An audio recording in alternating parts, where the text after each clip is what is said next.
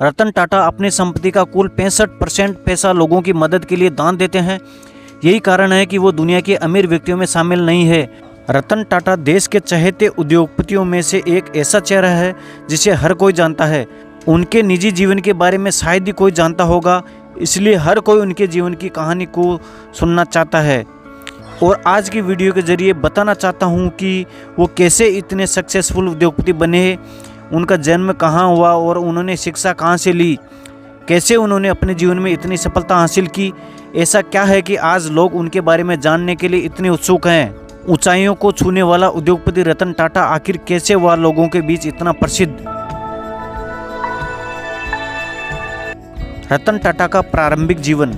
रतन टाटा देश के प्रसिद्ध उद्योगपति का जन्म 28 दिसंबर 1937 को सूरत में हुआ था। रतन टाटा नवल टाटा के बेटे हैं, जिनको नवजभाई टाटा ने गोद लिया था। ऐसा इसलिए क्योंकि नवजभाई टाटा के पति का निधन हो गया था, जिसके बाद वो अकेली पड़ गई, इसलिए उन्होंने उन्हें गोद ले लिया। जब रतन टाटा 10 साल के थे तो उनके छोटे भाई जिम्मी टाटा 7 साल के थे, तो उनके माता पिता 1940 में एक दूसरे से अलग हो गए, जिसके कारण दोनों भाइयों को भी अलग होना पड़ा। लेकिन उनकी दादी नवजभाई ने दोनों पोतों को पालन पोषण करने में कोई कमी नहीं छोड़ी। वो अनुशासन को लेकर जितनी सख्त थी उतनी नरम थी। आपको बता दूं कि रतन टाटा का एक सौतेला भाई भी है, जिसका नाम है नोएल टाटा। रतन टाटा की शिक्षा। रतन टाटा की शुरुआती शिक्षा मुंबई के कैंपियन स्कूल से हुई, जहां उन्होंने 8वीं कक्षा तक शिक्षा प्राप्त की। उसके बाद वो cathedral and John Connon school में चले गए। स्कूली शिक्षा खत्म करने के बाद उन्होंने अपनी बीएस वास्तुकला में स्ट्रक्चरल इंजीनियरिंग के साथ कॉर्नेल विश्वविद्यालय से 1962 में पूरी की। इसको खत्म करने के बाद उन्होंने हार्वर्ड बिजनेस स्कूल में एडमिशन लिया, जहां उन्होंने 1975 में एडवांस मैनेजमेंट का कोर्स कंप्लीट किया। रतन टाटा के करियर की शुरुआत। रतन टाटा ने भारत में वापसी करने से पहले लॉस एंजल्स कैलिफोर्निया में जोन्स एंड एमोन्स में थोड़े समय के लिए काम किया, लेकिन अपनी दादी की बिगड़ती तबीयत को देख अमेरिका में बसने का सपना छोड़कर उन्हें वापस इंडिया आना पड़ा। भारत आने के बाद उन्होंने IBM के साथ काम किया, लेकिन JRD टाटा को ये पसंद नहीं आया। उन्होंने रतन टाटा को टाटा ग्रुप के साथ काम करने का मौका दिया। इसके बाद से ही उनके करियर की असली नींव रखी गई। 1961 में रतन टाटा के साथ काम करना शुरू किया। पहले कुछ शुरुआती दिनों में उन्होंने टाटा स्टील के शॉप फ्लोर पर काम किया। उसके बाद वो धीरे धीरे टाटा ग्रुप की और कंपनी के साथ जुड़ गए। एक समय आया जब उन्हें 1971 में राष्ट्रीय radio and electronics company Nelco में डायरेक्टर इंचार्ज के लिए चुना गया। 1981 में उन्हें टाटा का अध्यक्ष नियुक्त किया गया। उस समय कंपनी घाटे में चल रही थी और बाजार में कंपनी की हिस्सेदारी सिर्फ 2% थी और घाटा 40% था। कुछ साल बाद रतन टाटा ने कंपनी को काफ़ी मुनाफा पहुंचाया। इसके कुछ समय बाद उन्हें 1991 में टाटा ग्रुप का उत्तराधिकारी बना दिया गया। रतन टाटा के इस पद को संभालने के बाद मानो टाटा ग्रुप की किस्मत ही बदल गई हो। ऐसा लग रहा था आसमान पर भी सिर्फ टाटा का ही नाम लिखा है। उनके कार्यकाल में टाटा कंसल्टेंसी सर्विसेज ने पब्लिक इशू जारी किया, जिसके बाद टाटा मोटर्स को न्यूयॉर्क स्टॉक एक्सचेंज में लिस्टेड किया गया। साल 1998 में टाटा ने अपनी पहली कार तैयार की, जिसका नाम था टाटा इंडिका। इसके बाद टाटा ने टेटली, टाटा मोटर्स ने Jaguar land rover, Tata steel ने कोर्स को तैयार किया, जिसके बाद कंपनी उद्योग की लिस्ट में टाटा का नाम दर्ज हो गया।